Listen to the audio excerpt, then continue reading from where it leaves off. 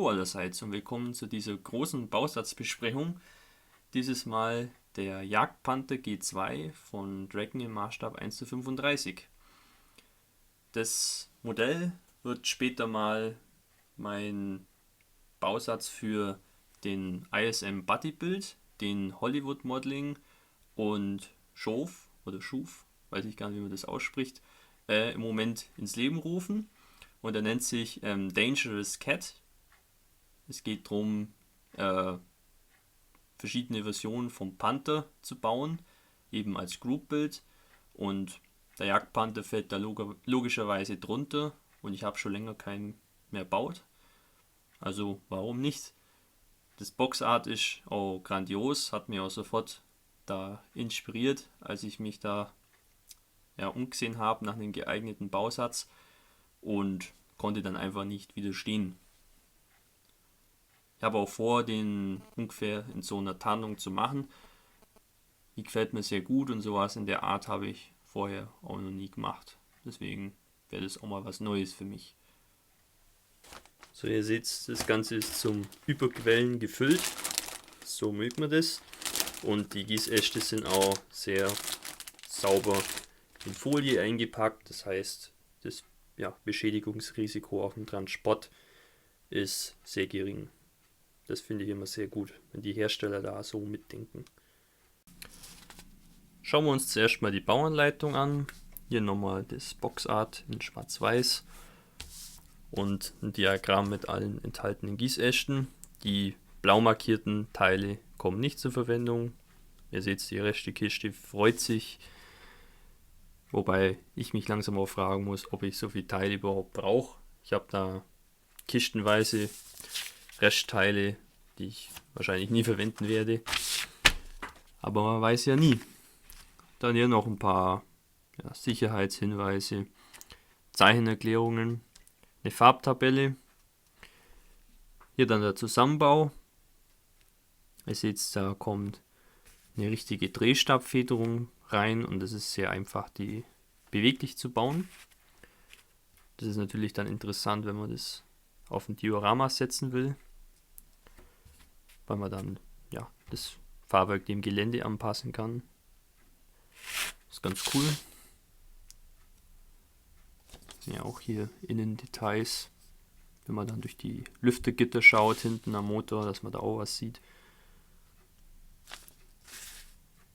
Ja, aber die Dragon-Bauanleitungen sind immer ein bisschen verwirrend und oft sind auch Teile falsch benannt.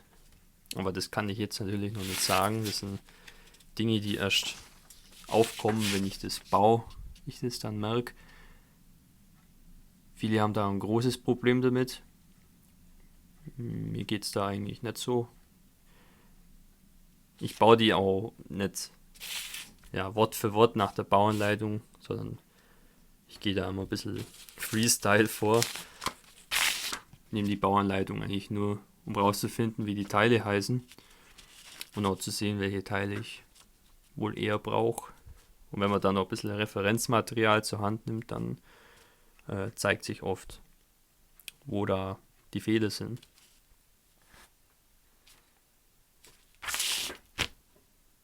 Aber das ist einfach, ich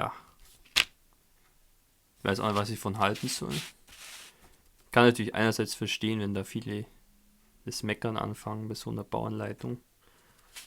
Aber mir persönlich macht das nichts. Aber ich versuche das ja hier neutral zu bewerten. Und dann muss ich das so einfach ansprechen, auch wenn es mich jetzt nicht stört. Hier seht ihr, das ist ein extrem komplexes Teil. Hier dieses Beobachtungsvisier. Wahnsinn. Also Dragon hat, was die Detaillierung angeht, da schon ziemlich die Nase vorn. Wird halt aber auch durch extreme Komplexität der Teile erreicht. Ich meine hier zum Beispiel das Maschinengewehr am Bug. Das ist halt bei Tamiya sind es 3 Teile und hier, da kommt schon ein bisschen was zusammen. So, dann Painting and Markings, wie hier Dragon so schön sagt. Wir haben hier 3 Varianten vorgeschlagen. Panzerlehrregiment 130, Deutschland 1945. Das ist auch das, was auf dem Boxart zu sehen ist. Allerdings hat das Fahrzeug auf dem Boxart auch abgetarnte Laufrollen. Also eher mehr wie dieses Fahrzeug. Das ist von einer unidentifizierten Einheit Ostpreußen 45. Nochmal eine unidentifizierte Einheit. Abziehbilder sind ja nur wenige vorhanden. Die waren nicht sonderlich farbenfroh dekoriert gegen Kriegsende. Kann man ja auch verstehen. Schnell aus der Fabrik raus. Wenn man noch Zeit hatte, einen Tarnanstrich und ab an die Front. Mit den Divisionen ging es ja auch ein bisschen bergab. Da konnte man oft auch keine genaue Zuteilung mehr machen. Da gab es dann irgendwelche Kampfgruppen, die dann nicht immer ein eigenes Symbol hatten. Also das ist ein bisschen spärlich, aber ich denke mal dem Thema auch angemessen. Mehr braucht man eigentlich gar nicht.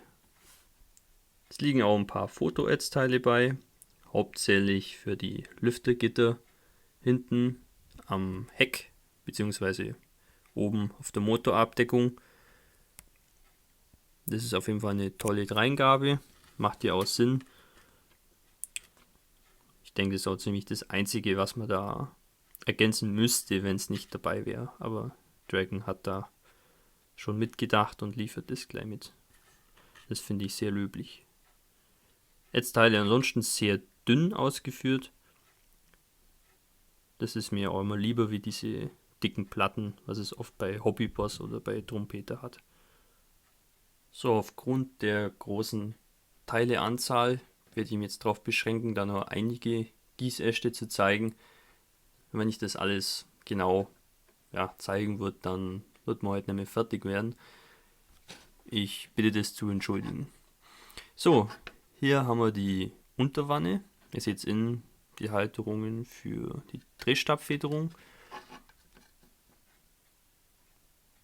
Ja, sind schon mal ein paar schicke Details dran, aber viel wird ja auch noch hingebaut. Aber die Unterseite detailliert, wer das braucht, gut. Das ist natürlich die Frage. Schweißnähte, alles da. Hier der Gießast mit der Oberwanne und noch ein paar Kleinteilen. Auch hier wieder schöne Schweißnähte. Hier sieht man auch diese Verblockbauweise der Panzerung. Es gab dem Ganzen nochmal extra Stabilität. Ja, 1A. Kein Flash in Sicht. Nichts verbogen, verzogen oder sonst irgendwas. Einfach nur perfekt gegossen. Dieser Gießast liegt insgesamt 4 Mal bei und enthält die ganzen Drehstabfedern und Laufrollen, Ersatzkettenglieder und so weiter.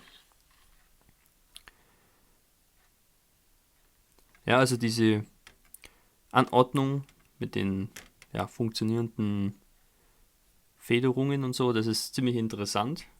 Also wenn man das einbaut, dann kann man praktisch die Achsen wirklich so bewegen, die Federn richtig wie eine echte Drehstabfederung. Ist echt interessant. Kann man viel mit anstellen, gerade wenn man das auf Dioramen baut. Ja, auch die Rückseiten der Laufrollen sind schön detailliert. Vorderseiten sowieso. Ganz toll. Hier der Gießast mit dem Geschützrohr. Da sieht es ein bisschen verbogen, aber das Rohr an sich scheint gerade zu sein. Ist jetzt auch nicht, wie man das von früher kennt, so ein zweiteiliges Geschützrohr, sondern das ist aus einem Guss. Da ist vielleicht oben und unten ein leichter Grat dran, weil er einmal mit dem Skalpell entlang fährt, dann ist der weg. Das ist sehr gut durchdacht. Hier haben wir dann das Dach oben vom Aufbau. Hat auch ein bisschen so eine leichte Stahlstruktur. Ich weiß nicht, ob ihr das sehen könnt. Ich denke eher nicht. wenn man es ein bisschen gegen das Licht hält, schimmert es vielleicht ein bisschen. Ist auf jeden Fall schön, muss man nicht mit Mr. Surfacer da rumpanschen. Das Zeug duftet ja jetzt auch nicht so toll. Auch hier filigransche Teile, sauber gegossen. Ist natürlich auch nicht für jedermann was, gerade für Anfänger. Die tun sich da bei so einer immensen Teilezahl schon etwas schwer. Hier der Gießast mit den Werkzeugen. Normalerweise wäre bei Dragon ja so ein Gießast zweimal vorhanden, einmal mit angegossenen Halterungen, einmal ohne und dann Foto-Edge-Teile dafür. Aber das hier ist ja ein Smart Kit und da sind die immer angegossen. Aber ich muss sagen, die sehen doch toll aus. Mehr als ausreichend. Das Gefummel mit den Mini-Edge-Teilen für solche Halterungen ist mir auch zu blöd. Da bin ich froh, dass ich so eine Option vorgesetzt kriege. Ich denke, da kann man nicht meckern. Und wer es wirklich nötig hat, der kann ja immer noch sich da Foto-Edge-Teile zulegen dafür. Ja, ihr seht, es sind ein paar ziemlich große Gießäste dabei. Diese Streifen hier sind praktisch ja, der untere Teil vom Aufbau, wo praktisch dann, hier ist die Wanne, hier geht es dann so raus und dann geht es hoch und das ist praktisch dieser flache Teil. Und da seht ihr auch, der hat Nieten überall, auch eine leicht angeraute Oberfläche. Das ist wirklich schön, dass selbst so entlegene Bereiche an dem Modell schön detailliert sind. Auch hier die Halterungen für die Ersatzkettenglieder. Gleich mit Bohrung drin. Also das ist schon eine ganz andere Liga, wie man das sonst zu sehen kriegt. Auch hier die Blende für das Bugmaschinengewehr. Ist ein bisschen rau. Und da kommt jetzt auch mal die Stahlstruktur richtig schön raus. Aber auch sonst. Ja, jeder, der so einen Dragon-Bausatz schon mal gesehen hat, weiß, was da abgeht und dass das eigentlich der Standard ist. Das ist jetzt nicht mal außergewöhnlich. Ja, auch hier ganz schöne Teile dabei.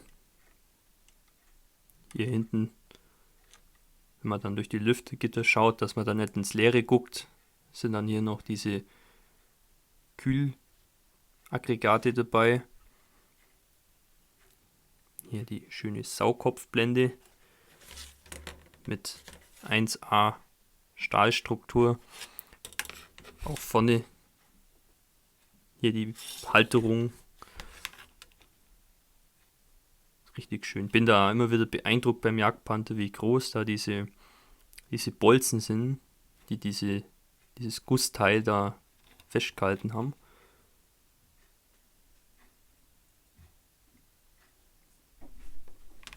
Hier dann das Bugmaschinengewehr und Teile von der Mündungsbremse. Gerade was die Mündungsbremse angeht, ist natürlich 1A von der Detaillierung. Was will man da mehr? Na, das MG unglaublich detailliert.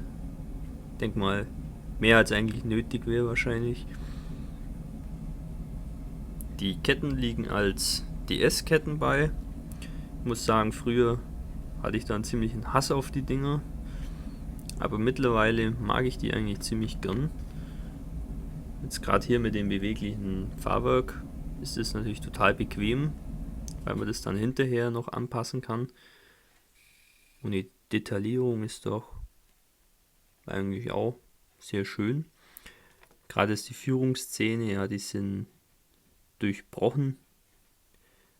Das findet man ja bei anderen Herstellern nicht mal bei den Einzelgliederketten. Also da wäre eigentlich jede Kritik unberechtigt, meiner Meinung nach. Und das Schöne ist, die kann man ganz normal mit dem üblichen Plastikmodellbaukleber das verbinden. Man muss also nicht da irgendwie was zusammenschmelzen oder Sekundenkleber nehmen oder so, sondern das geht ganz einfach. Zu guter Letzt noch die Klarsichtteile. Sind auch schön gegossen, kein Flash. Das trifft auch wirklich auf den ganzen Bausatz zu. Wirklich makellos. Mir ist ein bisschen schleierhaft, warum man da diese Klarsichtteile braucht bei dem Panzer. Ich meine, die Sehschlitze, wie sollen die durchsichtig bleiben? Wenn ich die ja irgendwo größtenteils lackiere, dann scheint es ja irgendwie durch. Deswegen lackiere ich die so, wie wenn die ganz normale Plastikteile wären. Das macht einfach keinen Sinn.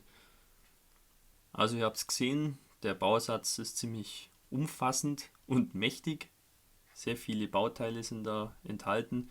Hier auf der Schachtel steht über 420 Teile. Und wenn man jetzt bedenkt, dass die Ketten ja eigentlich nur einteilig sind, also 2 Teile sind die Ketten und der Rest des Fahrzeugs, könnt ihr euch vorstellen, was da abgeht. Das ist sicherlich nicht ganz einfach zu bauen für den Anfänger, für den etwas erfahreneren Bastler, aber sicherlich äußerst interessant und auch eine kleine Herausforderung. Und man wird dann am Ende hoffentlich mit einem äußerst detaillierten Modell entlohnt. Der Bausatz ist jetzt nicht ganz billig, kostet so um die 50 Euro, ist aber für Dragon-Verhältnisse normal. Wenn man das jetzt aber mit Tamiya vergleicht, was man da für 50 Euro bekommt, das ist zwar auch sehr schön, aber es ist halt kein Jagdpanther mit so vielen Teilen und so vielen Details. Das muss man auch wissen. Also ich würde mal sagen, von meiner Seite dickes Lob an Dragon und würde das jederzeit empfehlen, wer Lust hat, hier diesen fabelhaften Panzerjäger mal zu bauen. Ich hoffe, euch hat meine Bausatzbesprechung gefallen und man sieht sich im nächsten Video. Euer Hamilcar Barkas.